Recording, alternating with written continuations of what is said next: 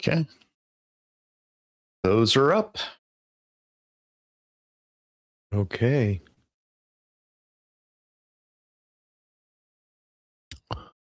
All right. Let me fire off the recording, and that's happening. So, okay, you're all good to go, sir. All right, Mr. Jones, thank you, and have a Merry Christmas. And you too. God bless you for all Thanks. that you do. Thank you. Yep. All right. In 3, 2, 1. Welcome. It is Perilous World Radio, and here we go down the rabbit hole. Now, what rabbit hole? Well, that of reality. What is real? What is not? I think one of the biggest challenges of life itself is to sort through that question, because there are so many things. The Bible says this: there are ways that people, men and women, think are right, but the ends thereof are destruction. And I think that as we come up on a new year, I think it's time to ask each of ourselves, what is it that we have believed about something, and just start anywhere, that could potentially take us down the wrong path. Now, that may be something you've already been doing in an ongoing way, and could be something that you've avoided. And it could be anything, truth be known. I mean, it could be about food that you eat or beliefs that you have been programmed with. Could be anything. It could be about religion or the lack thereof. See, I have come to understand that there's more missing than there is there. And what do I mean by that? Well, if you look back in history, let's say going between 2 and 5,000 years, you begin to realize that things have been rearranged in such a way so as to provide you clues. Maybe I'm talking about, let's say, religion, to give you clues. And I do believe that there is quite a bit of the original text of the Old and New Testament still in play. But I think that things have been changed, modernized. And in the modernization, especially with the change of language, I believe that things have been reinterpreted. And there's a warning in the Bible about not changing one dotted I or one T. So, and there's a reason for that. I mean, it was clear that there would be, back from the time that it was being recorded or written, that there would be new things inserted and old things removed and so on. So there was an admonition not to change anything about the scripture itself.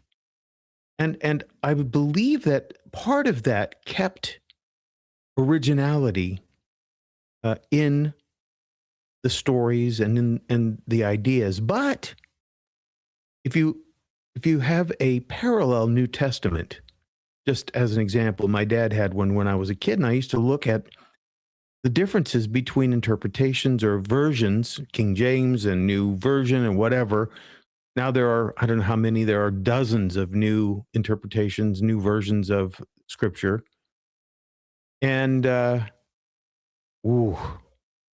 this is the danger zone that if somebody, let me give it to you this way. If you're on a trip and your GPS malfunctions and gives you wrong information about a road or a highway that you're looking for to go down, you go in a different direction. That my point exactly. Is it I-5 or I-6 or I-10 or I-8 or whatever it is? You see my point? When I was learning how to fly a small airplane, one of the things that you had to take into account was the drift due to wind. So drifting just like 1/2 of 1 degree means that you wouldn't arrive at the location that you were headed for. If you drifted 1/2 degree or 100 miles, that's a half a mile. So if it's just a small amount, it can actually change the trajectory of your journey. So this is what I'm saying about this time that we're headed up into in this new year, is that you need to examine, and you really should take this to heart, the things that you believe. And then, like Ronald Reagan said, well, trust but verify. How do you verify that the direction that you're going, the things that you believe are actual? How do you know when something is really true and when there's something missing? Now, you may have had a sense of this since you were a child. Now, children, because they're closer to their origin, have the innocence that's still there. And from that innocent place of not having been influenced and contaminated by the ideas and the things of the world, the awareness is in a different space. The consciousness of a child is very different.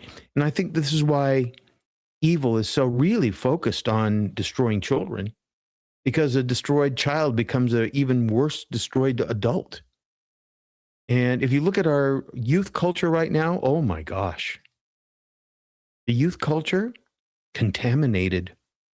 Now, not everybody, obviously. And, there are kids, everybody, I suppose, that comes around to the truth has gone through a period of contamination and then decontamination. And, Jesus said, know the truth and it shall make you free.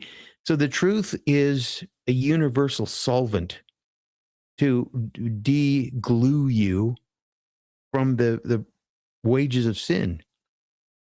And the wages of sin are what? Going back to what I said about flying an aircraft, the wage of sin is death. So who is moving toward death? Well, we all are. But there are different kinds of death, aren't there? There are different kinds of life. And Christ said, and as we're coming up on, I'm not sure I believe that December 25th was the birthday of Christ. It seems like it was in April. And anyway, that's for debate. But Christ said, I am the way, the truth, and the life. So there is a way that people think is right, but the ends thereof are destruction. And that is about trajectory. Trajectory. That's about the direction that you're going. And yes, all who sin are slaves. Now, what is it that they are slaves of? Well, you become the effect of a cause. You're born the effect of a cause, and you live your life the effect of a cause. But the question is, which cause is affecting you the most? See? And so when you're missing the mark and you are following the prompts of an unseen force that is guiding you in the wrong direction, you may think you're going the right direction. So many people do. Broad is the way that leads to destruction, but narrow is the path that leads to life, and few are those who find it. Well, that's not me saying that. That's Scripture.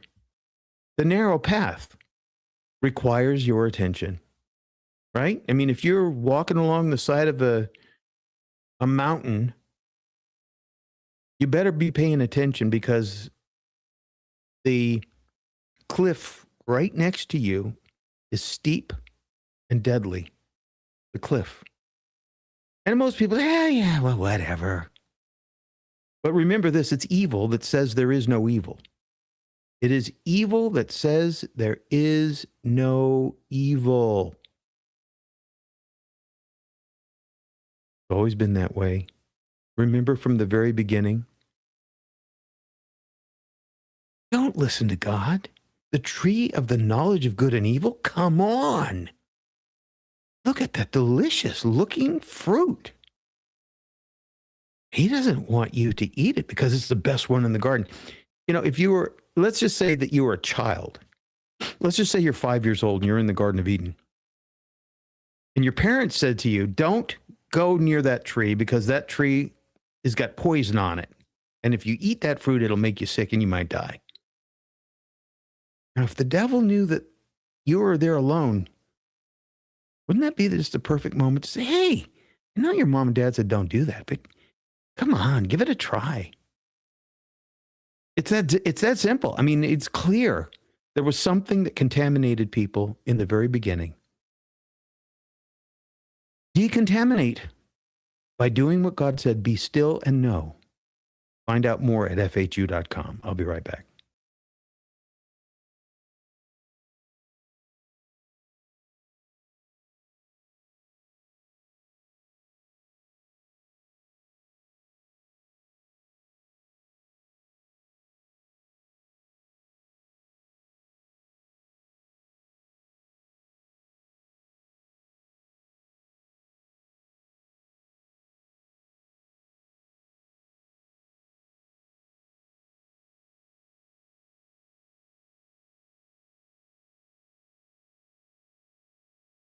And welcome back. So I've got some, I don't know, there's a lot of different directions we can go with the show today. I have Roy Masters. I have a man who had a near-death experience and was shown a tour of the afterlife. And I have the particle physicist who talks about the Shroud of Turin. Further we go toward, let's say, the moment of his return, of the return of Christ, the more technology is revealing the miraculous. And this is the best, highest use of technology, is to bring people to the truth. And the truth, know the truth, and it shall make you free. Whatever the truth may be. By the way, there's the flip side of the truth, the dark downside of the truth.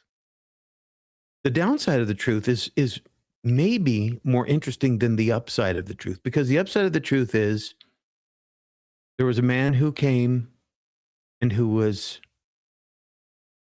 the Son of God and was resurrected. And that's the in a nutshell, that's the upside. And for that, you have now abundant forgiveness, grace, and forever love of the one who brought you here. But the downside, that's the part that's complex. So the upside is very simple. Get the message. All you have to do is say, I accept Jesus. I want him to take over my life. I submit, I surrender, and mean it, and then live it. Live that surrender. And that's simple. It's not necessarily simple, but the dark side of the truth, downside, is that there is something that hates the truth that sets you free. And so it manufactures all kinds of strange stuff around, little nuggets of truth, kind of like how a pearl has a grain of sand and then it builds a beautiful thing around it. The flip side of that is that there's a grain of truth that the devil, the dark side, Lucifer, the enemy, builds these alternative realities. See? This little grain of truth. It doesn't create something beautiful, it creates something truly horrifying. But, and so to the degree that you have been desensitized to the truth, to the actual truth, to the degree that you have been dehumanized, demoralized, and contaminated, like certain people, like Candace Owens, for example. Now, I don't want to get into that, but she's being used, and she takes little tiny grains of, let's say, truth. It may not even be truth. It just may be fool's gold, like a little thing that looks like truth and builds a whole story around it. And this is what the devil does. This is what happened in the beginning, the child in the Garden of Eden. And there's a force there that hates the beauty and the innocence of the child, but has no power to rob the child other than to misdirect the child, to do the very thing that turns the child against the family, that it turns the child against the creator. We are all those children. We've all been turned at some level. And your thoughts are the key to that. See, because when Jesus said, know the truth and it shall make you free, knowing is an intimacy. Let me say it again. If I'm not mistaken, in the word Greek, or maybe it's the Latin, it means to be intimate with means to know, and vice versa, to know. So you have an intimacy with a source. Know the truth. But, unfortunately, the misguiders and the misdirectors and the deceivers are legion. Isn't that what the demon said? We are legion.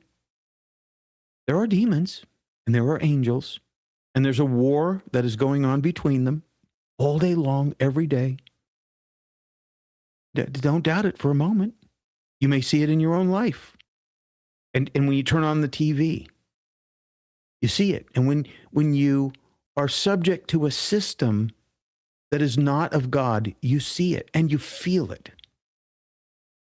And like in the movie The Matrix, now, again, I know that The Matrix was created by some crazy people, but they still said the truth. So you have to extract the truth from, let's just say, when you're panning for gold, there's a lot of flotsam and jetsam and junk material around it, right? When they used to pan for gold, you'd find these little nuggets, tiny little sort of granule nuggets of gold. That's how they actually find it most often, But if you think about it, we are sifting all the time.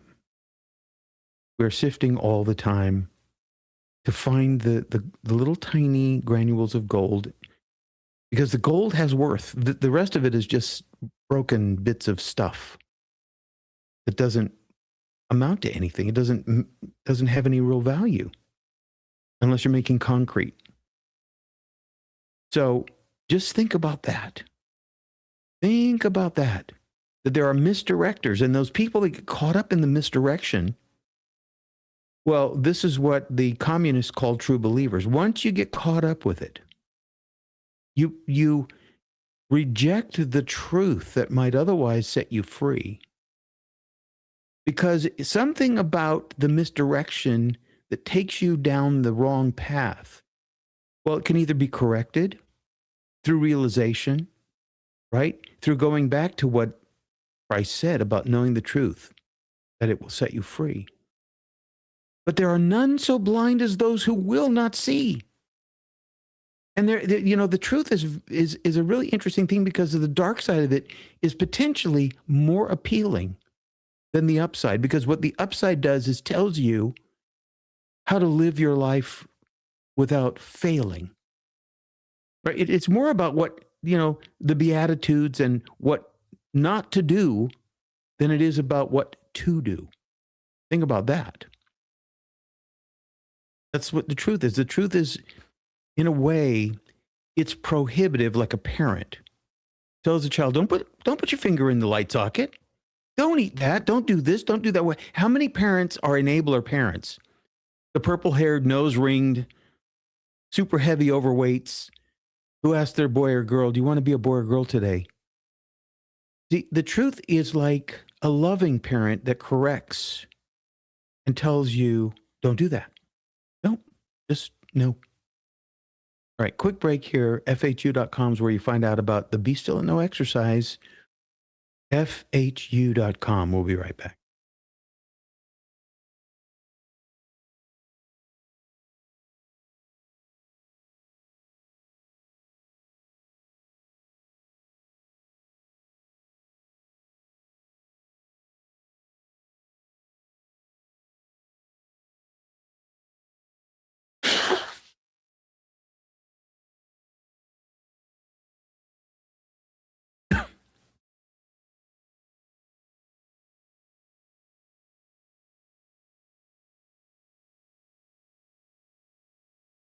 Hello, welcome once again to the program, How to Control Your Emotion. And I was just kibitzing with the audience here this evening about the mysteries of life and how I thought Jesus was when he was here.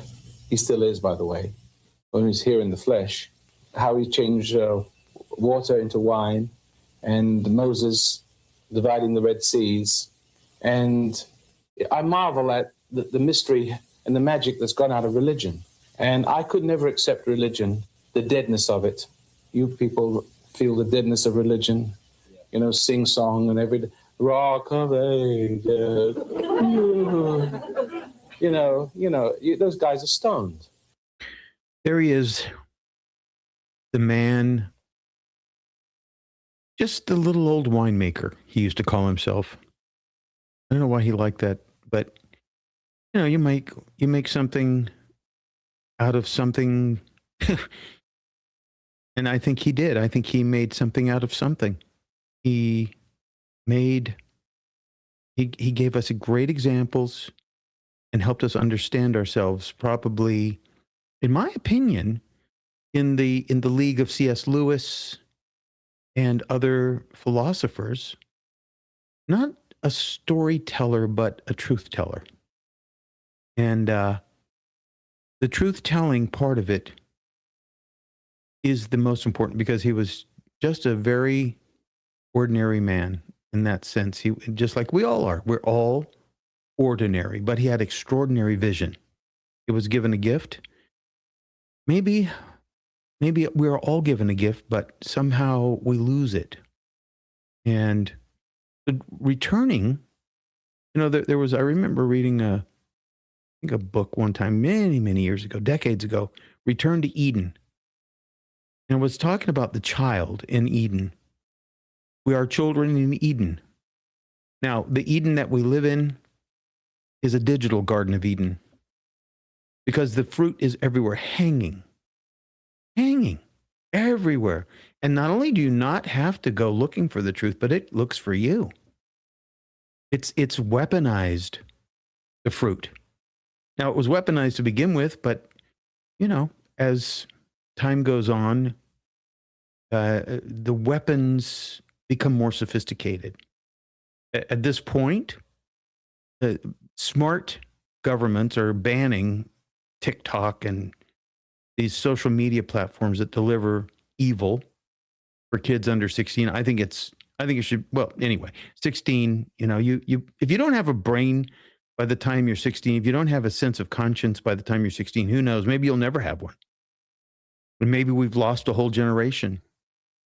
Remember that there was a wandering in the desert for 40 years after the golden calf event to get rid of that generation of idolaters and disbelievers and so on. Well, maybe we're in that 40 years again. Maybe we're in the desert of 40 years of communist mind control and brainwashing. Maybe our government has participated in that. Maybe certain people are participating in it right now. People that are themselves deceived, right? People that they themselves don't even know what they're doing. And when Christ was being crucified for being a healer and a truth teller, he looked across the masses. I can't even imagine what it would be like to suffer the pain of crucifixion. And what did they do? They, with the cat of nine tails, I can't remember the name. They flogged him, but it was something else. Anyway, somebody will type it on the chat.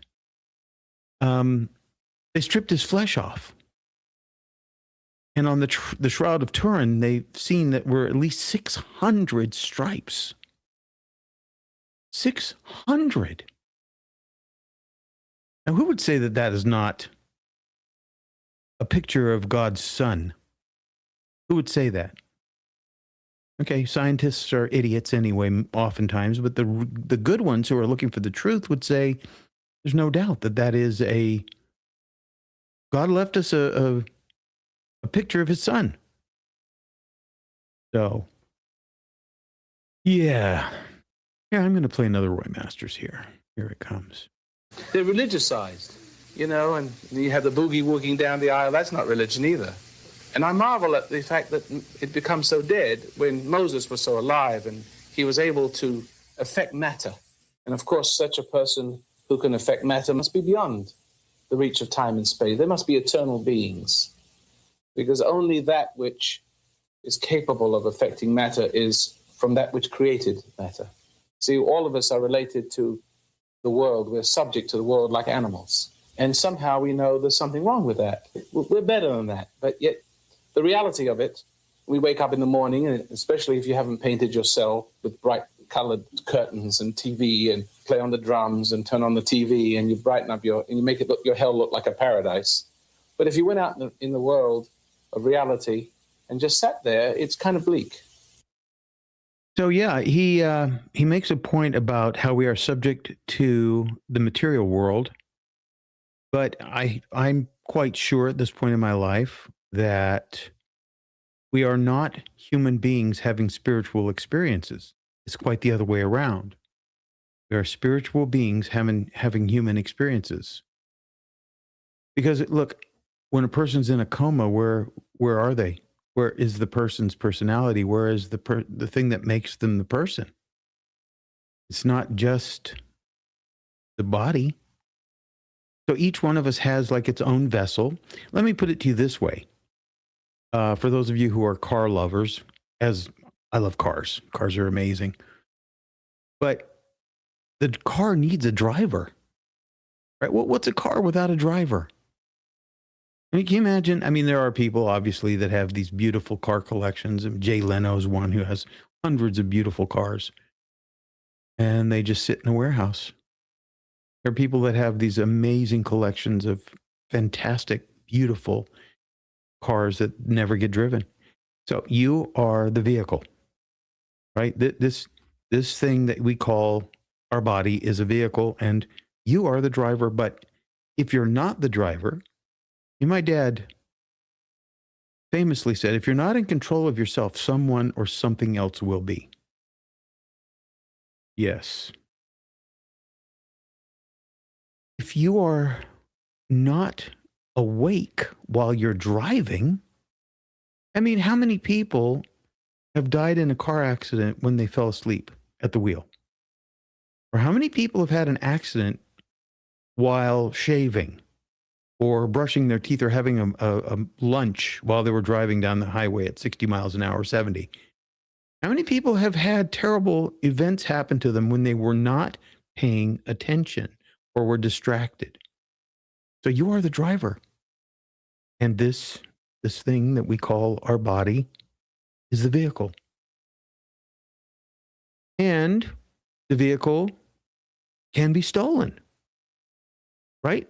If you're not there, if you didn't lock the car, right, the mind doesn't have the firewall until it's installed.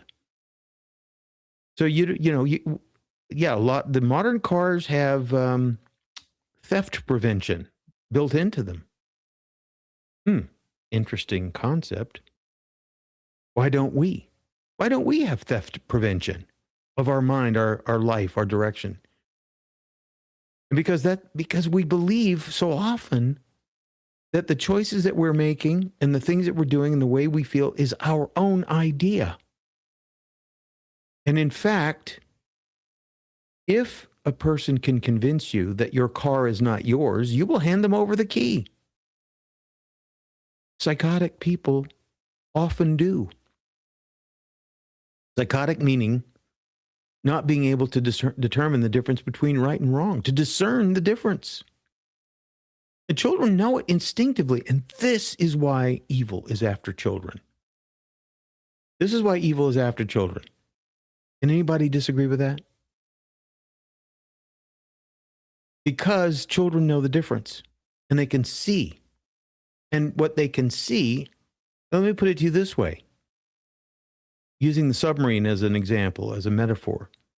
Submarine is underwater, but it has a periscope.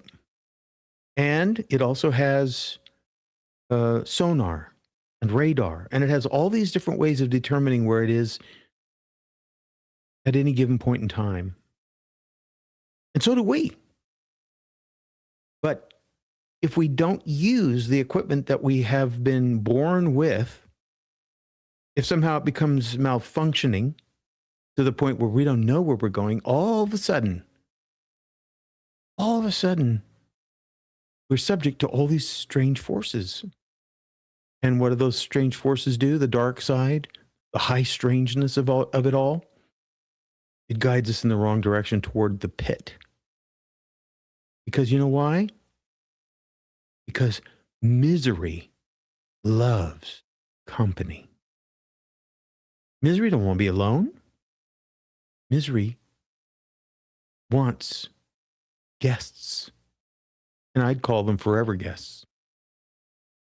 And so this is why Jesus came along and said, you know the truth that will make you free. Free from the pit. Free from the consequences of the choices that you've made in the blindness of surrender to the wrong things. There's no doubt about it that my Savior is real. That Jesus Christ is alive in spirit and has the power over matter itself. I mean, you hear about miraculous recoveries of people. Near-death experiences is one of them. Some of them are crazy. I have to say this. I have to give the proviso. Some of the near-death experiences, the people come back and I think maybe the wool's been pulled over their eyes, where they've been co-opted by some ego side of themselves that they never knew was real or there. The ego side that makes them believe that they have healing powers and God knows what. All right, whatever. Everybody's, entitled to their claim, but it doesn't make it so. I'm looking at the ones who make sense to me. That's what I'm looking at. And there's people that think that there's reincarnation. I say bullcucky. Not true. But maybe I'm wrong. Who knows? I don't think so. FHU.com. I'll be right back.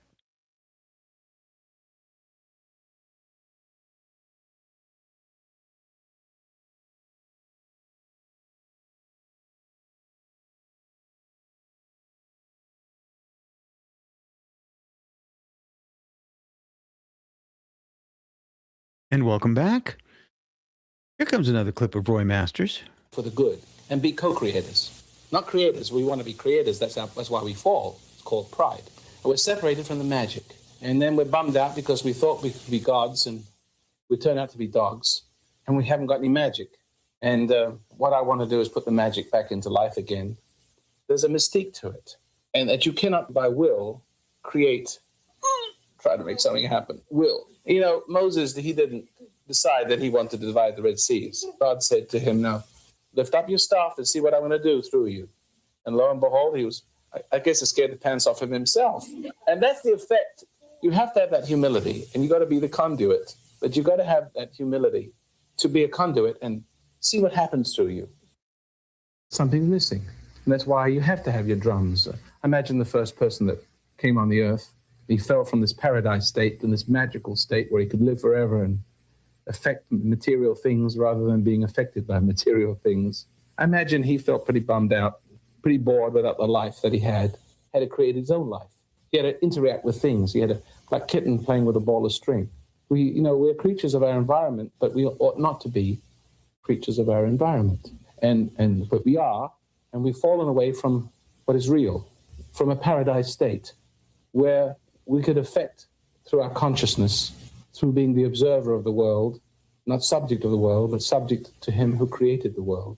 We could actually magically affect things.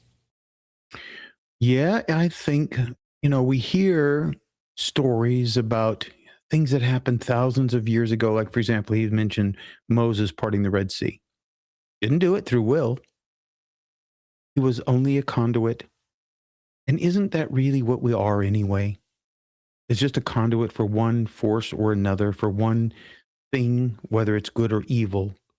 Isn't that what we are? I mean, we see the crazy stuff that's happening in our society and around the world. I know President Trump got involved in dealing with the assassinations and murders of Christians in Rwanda and other places in Africa, Somalia, an outlaw country of evil. And so what are we if we are not conduit to either good or evil? Now, it's evil that says there is no evil. And that is a very convenient way of telling people, don't worry about it. It's the knowledge of good and evil thing all over again. No, no, that's not what it seems to be. And it tries to get you to follow the wrong instinct, the wrong impulse, and changes your trajectory one moment at a time. There's a movie called Blood Diamond. I've talked about it before, but Blood Diamond with Leonardo DiCaprio, who himself is probably a compromised preacher. But there's a scene in that movie where there's a bunch of boys and they have blindfolded this one boy, taken one of his friends, put him in front of a wall, handed the blindfolded boy a weapon and told him to pull the trigger. After that, they take the blindfold off and he sees that he has assassinated his own friend and he's theirs forever. It only takes a moment to convert a person to the army of evil. That's all it takes. And the other kids that were a witness to this knew at their point in time that they were witnessing this, that the same thing could happen to them. So they just converted very easily because they didn't want to have to be in the same position. And so it can happen psychologically. There can be things that happen to people that make them choose the wrong side just out of survival, a survival mechanism. But nonetheless, you're still choosing. Now, your way back may be very different than the person who actually does the deed, even though that person can also receive forgiveness. And because forgiveness is there, and it's available to everyone, but it's not necessarily from other people, because other people are very flawed in their own way of thinking. And some people would like to forgive, but they don't know how, or they don't want to, for whatever reason, they, holding a grudge and so on. But you see, the conversion process can happen on a micro level, or it can happen on a macro level, that you can be converted. And you probably have at some point in time, because there's no such thing as a perfect family. It just doesn't exist.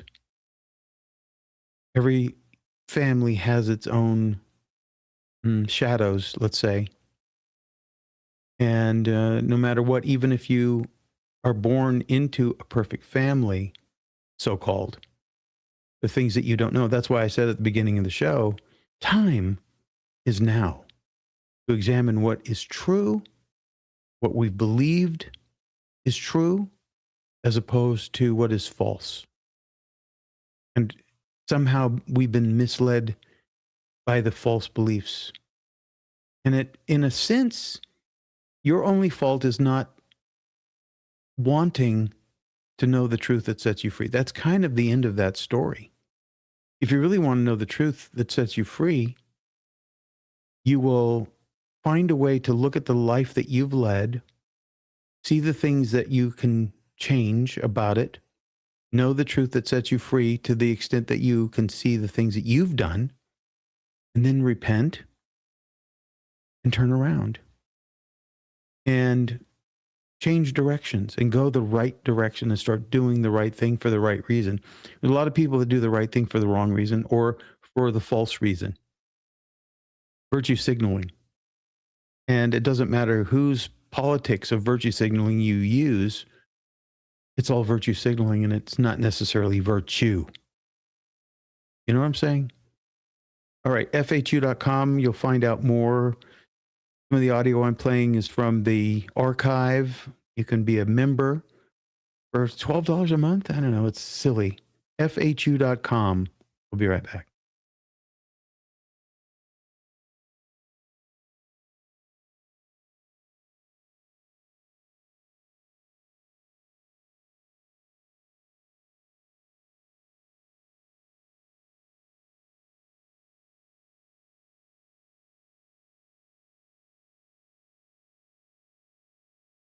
Welcome back. Coming up on the new year, time for reflection.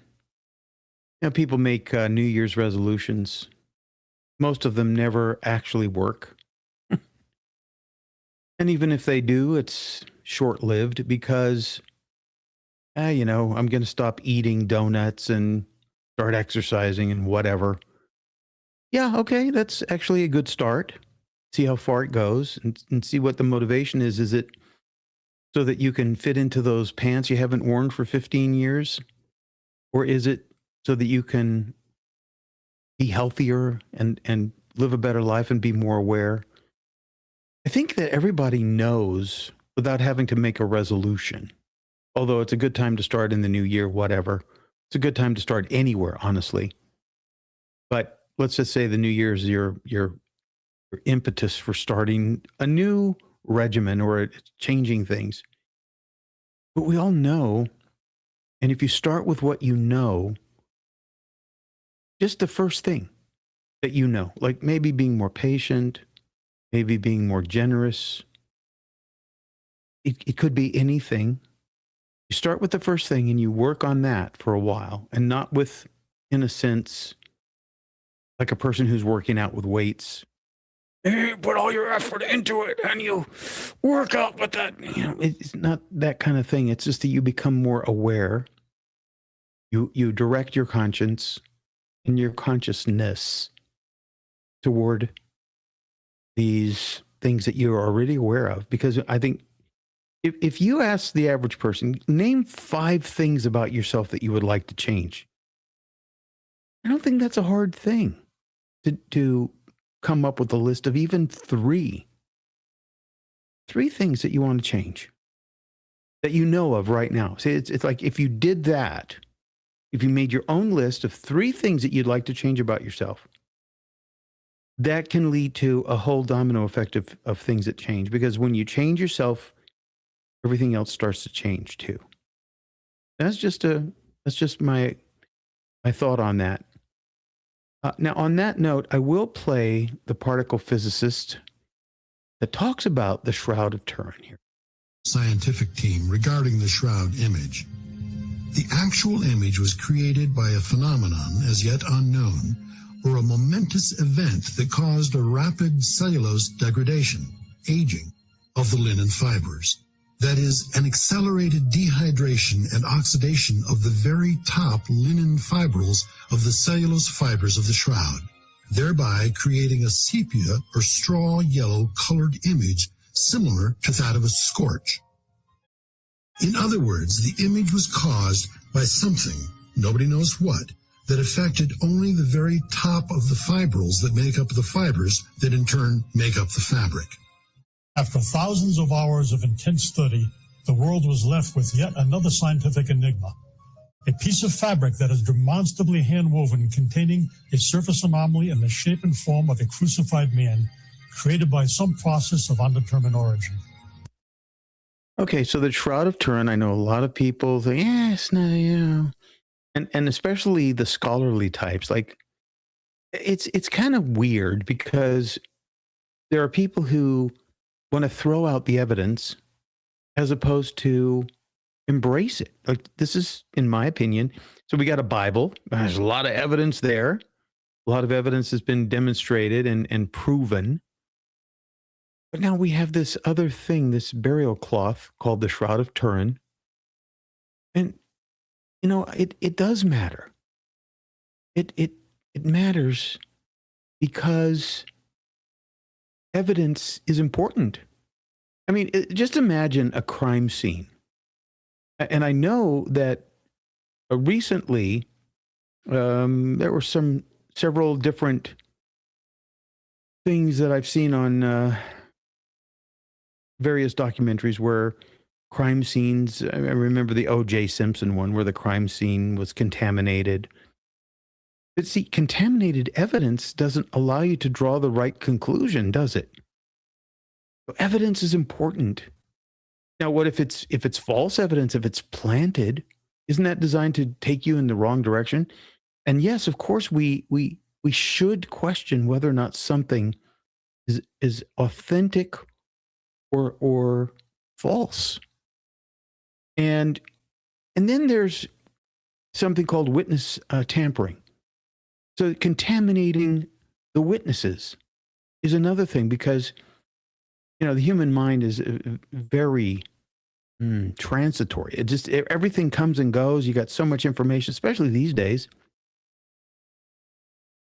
So what would be the point of, you think that God wasn't involved with, let's say, Matthew, Luke, and John, and the people who were witnesses, and then with Matthew being the scribe who wrote down the things that he saw? You don't think that God was involved with that?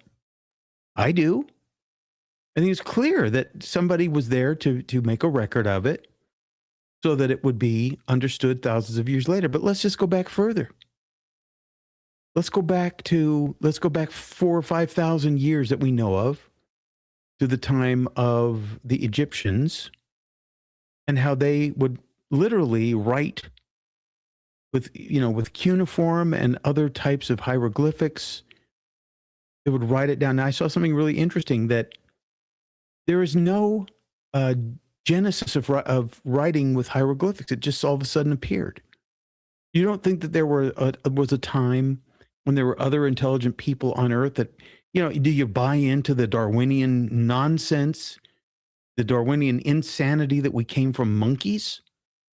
I've never seen a monkey write anything. See, it depends. And I'm asking you to do this. Ask yourself what parts of the lie that you've bought into. Just ask yourself, is there anything that I should know about myself? Right? Is there any lie? That there's a psalm, God search my soul. Somebody will give that to me on the chat. There's a psalm, search all my inner parts and find out if there's anything in me that I have accepted that I shouldn't have, that if there's a lie that's living down there as a contaminant, tainting my way to look at life. Look at that question. Is there anything that I need to see about me?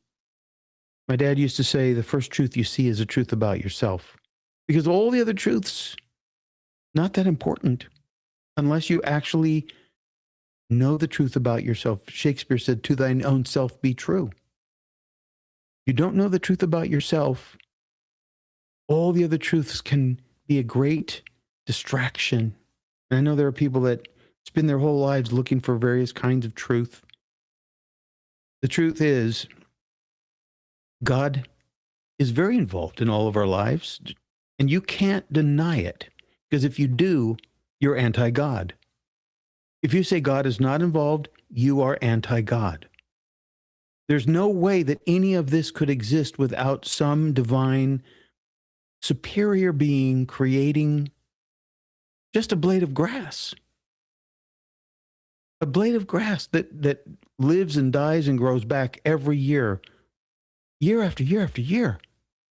There's no such thing as a self-perpetuating process that doesn't have a source. Came from somewhere. Didn't just come from evolution. There's no such thing. There's natural selection and there's adaptation. But there's no such thing, because evolution had to come from somewhere. So don't be deceived. Look at yourself and ask yourself, what do I need to see about me? Is the first truth you see about yourself is the beginning of a whole new life, potentially, or either that or the end of a whole life.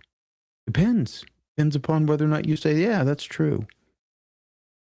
Yeah. Or no, that's not. Who cares? One way or another. Have you ever heard yourself say, what does it matter? Well, I hate to break this to you, but everything matters. Now, it doesn't matter at the same level. It doesn't matter. Not everything matters at the same level or extent or degree, but everything matters. Everything. A grain of sand matters. Where'd it come from? Where did that grain of sand start? Is what I want to know. So yeah, I spend a lot of time questioning. More time questioning than having answers. Because you know what? The questions are more important. The questions are more important than the answers. All right, FHU.com. Be still and know. I hope that if you do that, the questions will arise more than the answers. FHU.com.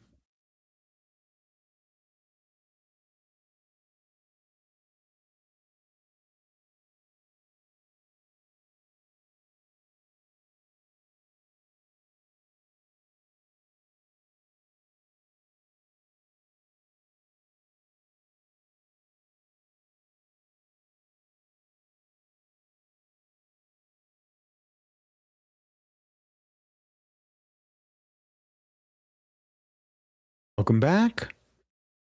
I am going to continue playing the Shroud of Turin particle physicist, looking at the reality of what might have happened there. And again, it's, as a scientist, you come to certain conclusions based on information and certain kinds of knowledge, scientific knowledge that is verifiably true. Here comes clip number 2. But how could an image containing so much information have been formed? There are those who believe the image could only have been formed by a burst of some sort of radiation. But the simple fact is, nothing like the Shroud image has ever been found or reproduced.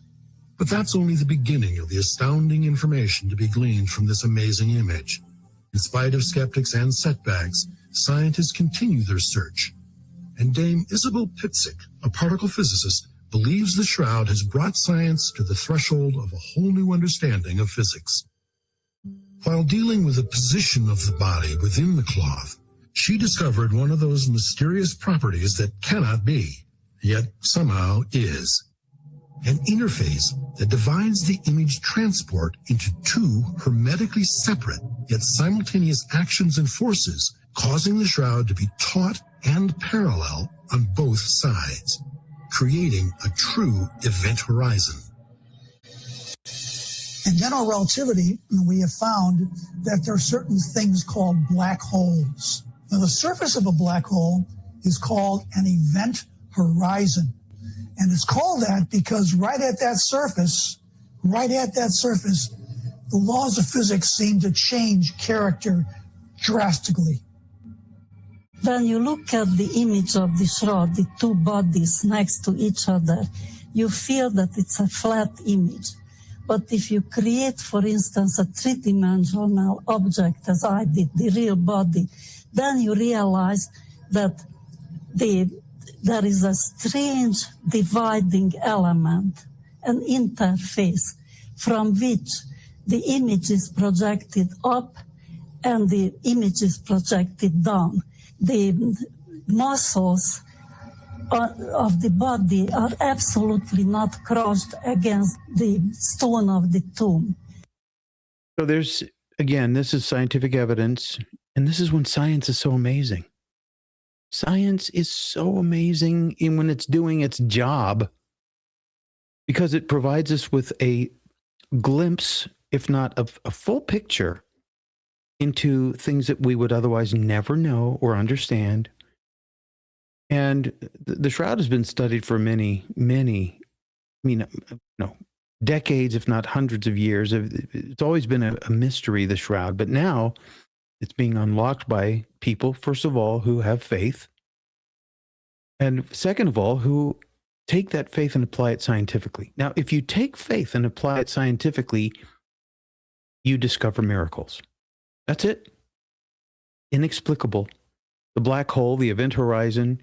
Was there an event horizon in the tomb of Jesus Christ that left a picture of the Son of God? I think so. I mean, I don't even think so. I know it. I'm absolutely convinced. And thanks to Catherine, who looked up the prayer of David in Psalm 139, 23, 24. Search me, O Lord, and know my heart. Search me, O Lord, and know my heart. There it is. That's what you have to do. But you have to call for it.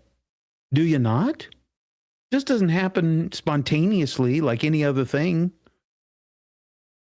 It just doesn't happen unless you request. What did Jesus say about this? Ask and you shall receive. Knock and the door will be opened. Search and you will find. I'm doing those things. I wish you would too. Because without that, if you don't, then you won't. That's it. You don't ask, you don't knock. You could stand outside a door and not knock, and it won't be opened. So God knows that you're there, but your choice has to be exercised. All I can tell you.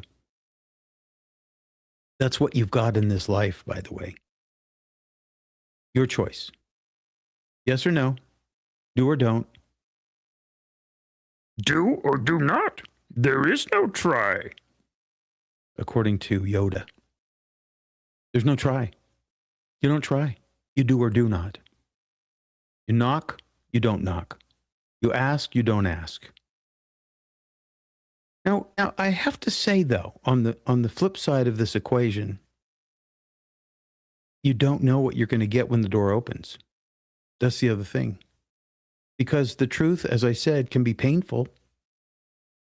So there's the upside of the truth, which is there's abundant forgiveness and love, in my humble opinion, that's already there waiting for you.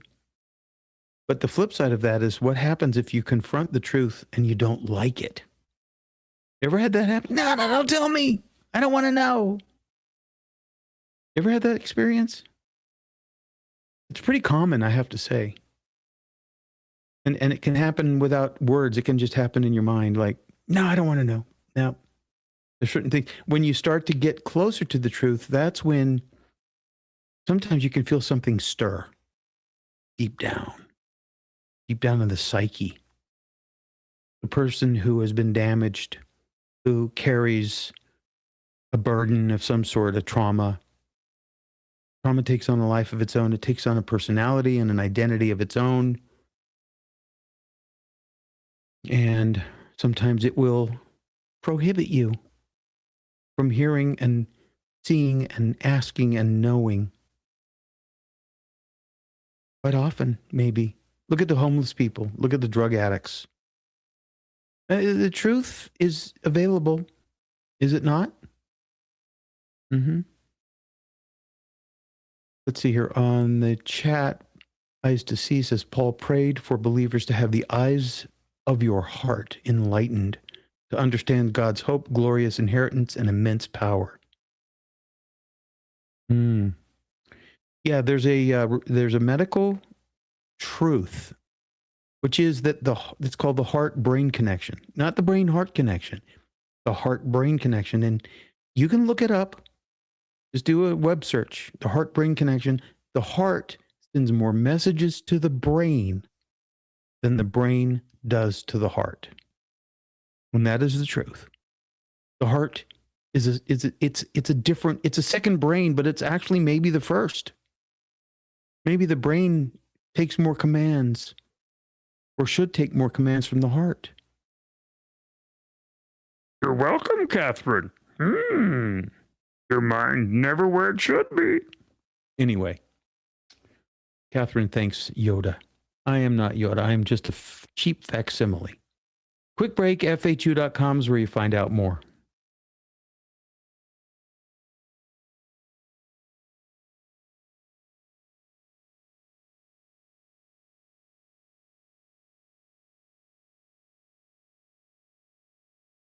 They are perfect. It means that the body is hovering between the two sides of the shroud. What does that mean? That there is absolutely no gravity. Other strange things you discover that the image is absolutely undistorted. Now, if you imagine that the cloth was wrinkled, tied, wrapped around the body, and all of a sudden you see a perfect image, which is impossible unless the shroud was made absolutely taut, rigidly taut. Everybody thinks that the tomb signifies death. Not at all, the exact opposite.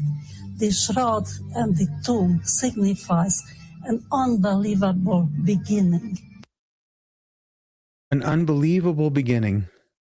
I believe it. I believe that the kingdom of heaven was unleashed 2,000 plus years ago.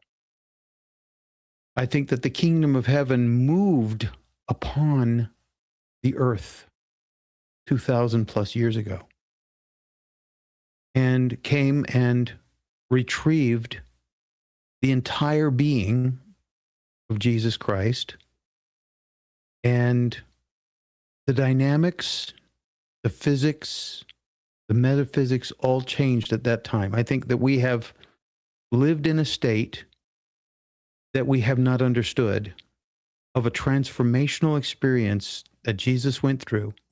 And again, there's evidence written down by his disciples of his appearance and his reappearance in the physical world. Now, you tell me, what kind of being can live in both worlds? What kind of being can take on a human form after death, after disappearing from the tomb and reappearing in the world? What kind of being is that? It's a multidimensional being. Whatever those dimensions are that we don't quite understand yet. And I wonder if one day science will show us, but they understand an event horizon where physics changes. So if we can understand it at that level, the human being with the spiritual nature can't be far behind. One day maybe we will understand. I pray that we understand. I pray that the sacred wisdom is bestowed upon the human race to end the wars and to awaken and enlighten and protect the innocent. We don't have that in those blue cities. We don't. We have evil in the highest places. But here's the thing, the Bible tells us about this too. We're not struggling with flesh and blood. See, we never were. The flesh and blood, and part of it is the container. It's the vehicle. You destroy the vehicle, and if it has a contaminated soul that's unrepentant and not saved, it goes to the dark place, because misery truly loves company. Misery loves company. Because in the depth of the collapsed event horizon, there is something which science knows as singularity. This is exactly what started the universe in the Big Bang. We have nothing less in the tomb of Christ than the beginning of a new universe. For centuries, the shroud has been viewed and analyzed as a record of a death, the end of the physical being. But Isabel Pitzik is suggesting that it is, in fact, just the opposite, a record not of an ending, but a beginning, which would suggest resurrection in its truest sense. And according to Dame Pitzik, this is the starting base for the new physics. But is Isabel Pitzik out on a limb of physics where no one else wants to go? Perhaps not. Recently, a group of scientists trying to identify those things that are fundamental to the way nature works made some startling discoveries. Dr. Edgar Mitchell, the sixth man to walk on the moon, founder of the Institute of Noetic Sciences, author and lecturer, explains. The classical traditional model in physics, which began in Newtonian times, describes how particles and atoms and molecules move and recombine. Even most of the 20th century, physicists only looked at the particle aspect of it and did not really concentrate very much on the informational aspect. And it's only really with the quantum hologram that we have brought information up to a par of importance with energy itself and with physicality, so that we understand that the universe we live in not only exists because of its physicality, but it's understood because of its information. And this is a powerful new concept. And all physical bodies have such a holographic emission Oh, yes. I saw something interesting about every single living thing contains a certain degree of light. It was Tesla who said everything is light. Nikola Tesla. Everything is light. He saw it. And he was a person who had some amazing spiritual insights. But again, people who have great insights can often become, as Einstein said, great spirits often face violent opposition from mediocre minds. And perhaps it is one of the reasons why some of us avoid the deepest depths that we could find. I mean, it could be that you know that there's a consequence for awakening. You know, all of the disciples of Jesus were murdered terribly, except for John of Patmos, who wrote the Revelation. But, you know, people are often the subject of terrible mistreatment because of truth. There's an upside to truth, which is, and I do believe that Jesus said, look, you will suffer for my name. And it will be true that even in your own life, in the people that you know, friends or family or whatever, that the closer you get to the truth of your Creator, the more you are rejected by the world. It's just the way it is. And in a strange, kind of weird, but understandable way, God takes away from you what takes you away from God. I want you to take that with you and think about it every time, because there's so many times in life where you think, why isn't life working out for me? You might come to a deeper realization about where you're going and why if you see that God is at work trying to retrieve you for himself. You know, he is a jealous God, by the way. And what did he say in the Bible? You shall have no gods before me. So whatever it is you may have made into a god without knowing it, if it's not stripped from you, then you will live your life worshiping something that is not to be worshiped. And what is worship anyway? If it's not a devotion of some sort, if it's not a recognition of some sort, if it's not worship is Jesus said you worship in spirit and in truth. And I don't think that there are a need for rituals and all the rest of the Old Testament kind of things anymore, because he came to fulfill the laws. And he told the woman at the well, look, the time is coming. In fact, the time is now that you no longer have to worship at this place, that you will worship in spirit and in truth. That set her free somehow. Who doesn't want to be set free? Who wants to be trapped in antiquated ideas that were there to try to shepherd people, to keep them forgetting about the promise of the fulfillment of the laws? Did Jesus come to fulfill the laws? Absolutely. Absolutely. Jesus fulfilled the laws.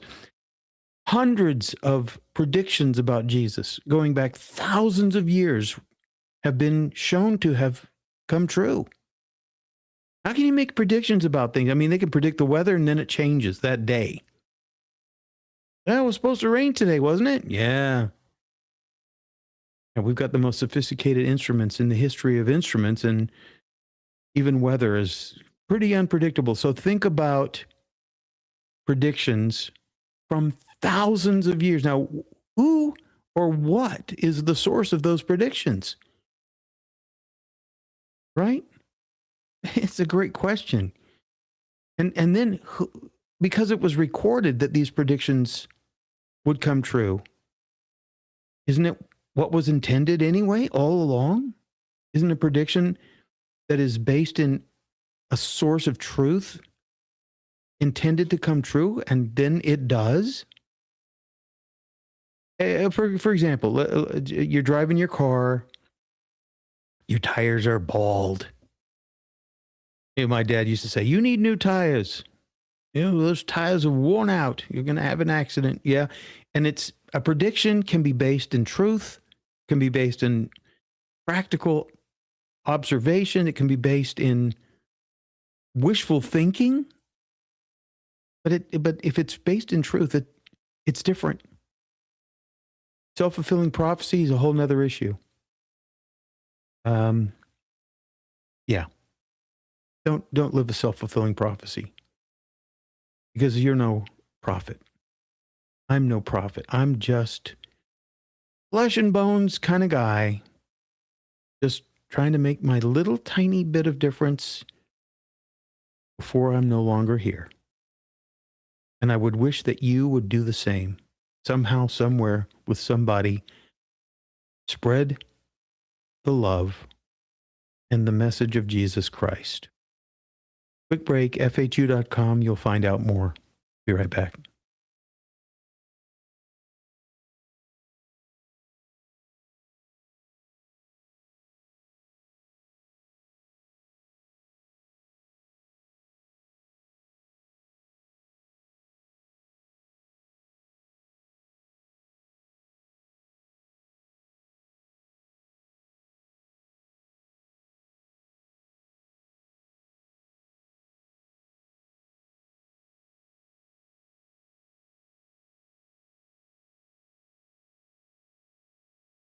All right, welcome back. A couple more clips of the particle physicist. I do hope that this is helpful to you because faith moves mountains.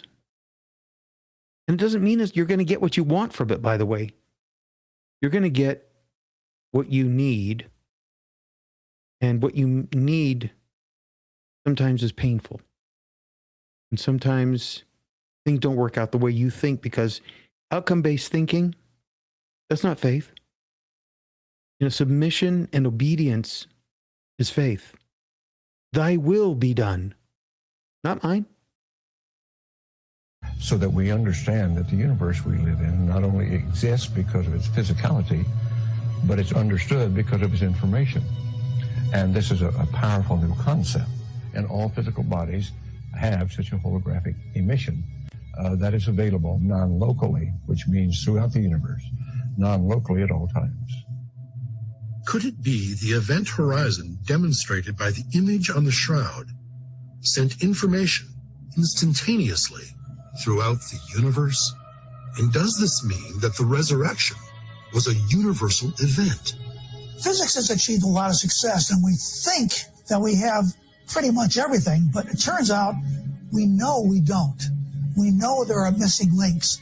We know there are puzzles and infinities cropping up all the time. And believe me, people are working to find some answers.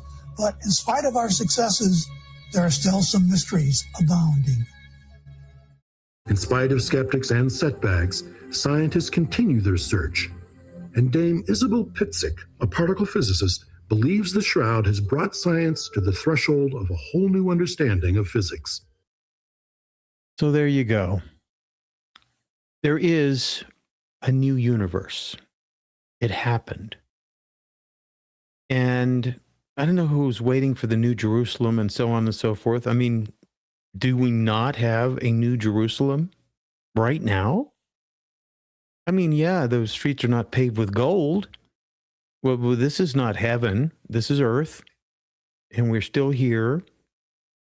And despite all of the existential things that happened during the course of how many millions, billions, trillions of years the universe has existed, the humans are still here. I think that this is a cradle for angels. I think that people who love God go to a greater use. If you have a use here, will you not have a use there? Well, that's a good question. Yeah, I think that you are useful beyond this life. New angels are made. Remember, a third of the angels followed Lucifer out of heaven, wherever that is. So new angels need to be made and replaced, replacing the fallen angels. And the fallen angels are here. Are they not? You don't see the demonic spirits in people who are off their rockers? I don't care who they are. I don't care if they're politicians or people who are fighting ICE agents. I don't care who they are. You can see the influence. You know, there was a psychiatrist, or I think he was either a psychiatrist or a psychologist, Wilson Van Dusen. Wilson Van Dusen wrote a book called The Presence of Spirits in Madness. Now, if you apply that to the Catholic Church teachings on exorcism, the psychologists, they want to determine whether or not, I mean, these are people who are, let's say, believers, Christ believers, and they before they undergo exorcisms, they are put through some tests to determine whether or not they have a brain problem or a spiritual problem. Because a lot of people have brain problems that look just like spiritual problems. I'll give you an example.